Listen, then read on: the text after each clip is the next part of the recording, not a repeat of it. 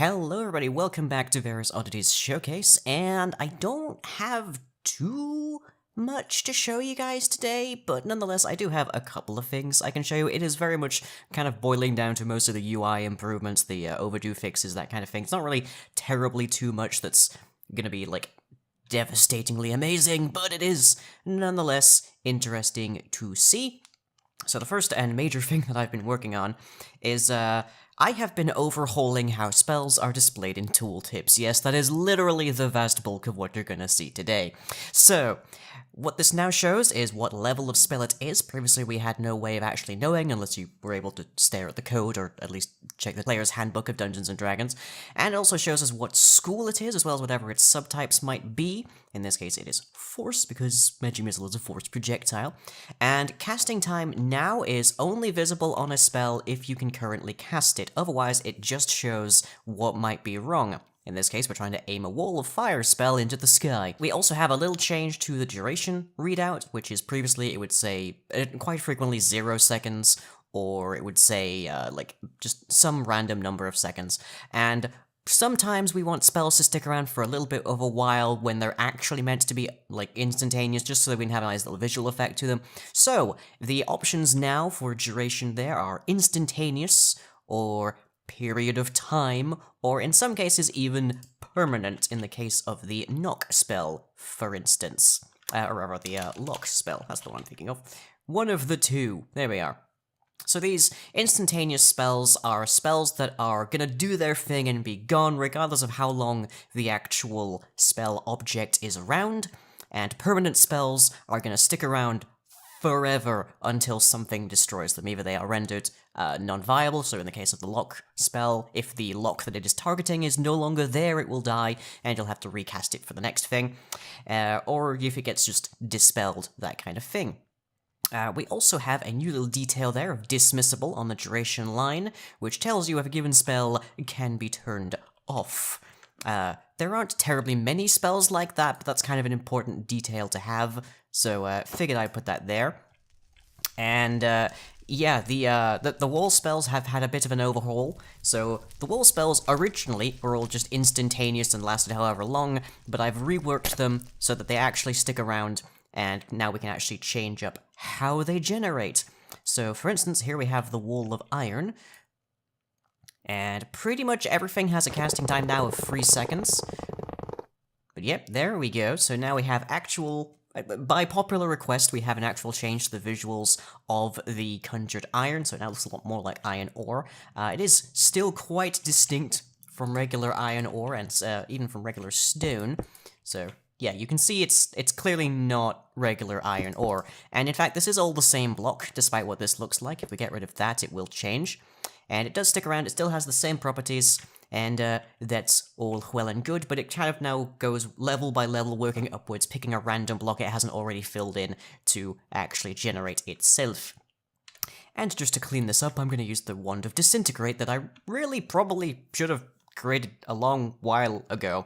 But this is another opportunity for me to show something else. So, the descriptions previously had a big problem where they would be so tremendously long that you'd have to be way over here to get them all in, like, one proper line.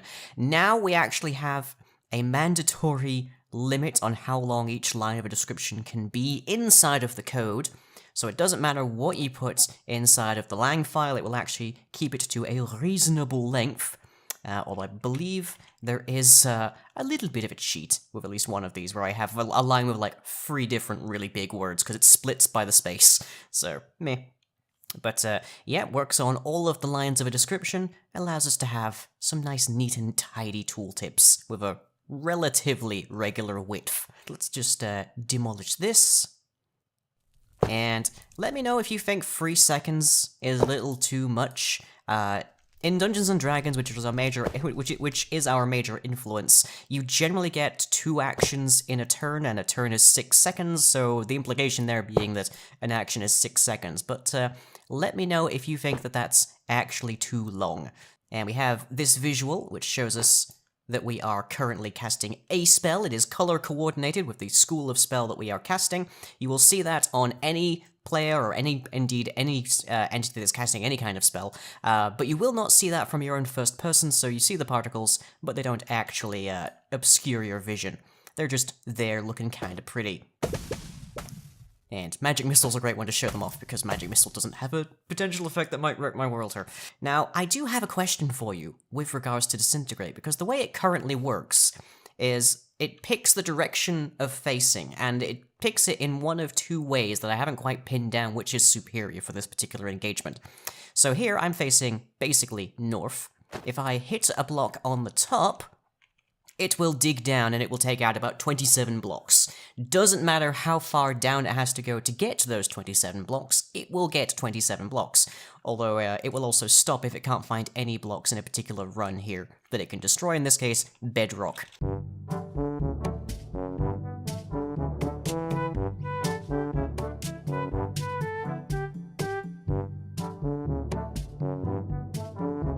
That said, it will destroy force.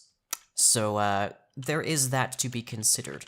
In fact, let's just show off the Wall of Force, shall we? You can also get the block, just why wouldn't you? And this, like Wall of Iron and Wall of Stone, cannot be turned into a circle, but it is nonetheless quite worth having a look at, because, yeah, firstly, it's pretty big, because it's a level 5 spell, which means you can't normally get it onto a wand. And it is dismissible, so you can get rid of it. But it's also basically indestructible. So if I had a diamond pickaxe, I would definitely not make a hole in this wall, because this has the exact same properties as barrier, except that most things that will destroy anything outside of barrier or bedrock or end portal frames and such can't, can actually destroy it, but obviously we can't get rid of this. Unless we use Disintegrate, which can destroy basically anything. This will be one of the spells you can make permanent down the road, in which case it will gradually recast itself every few minutes, but also we can just get rid of it that way.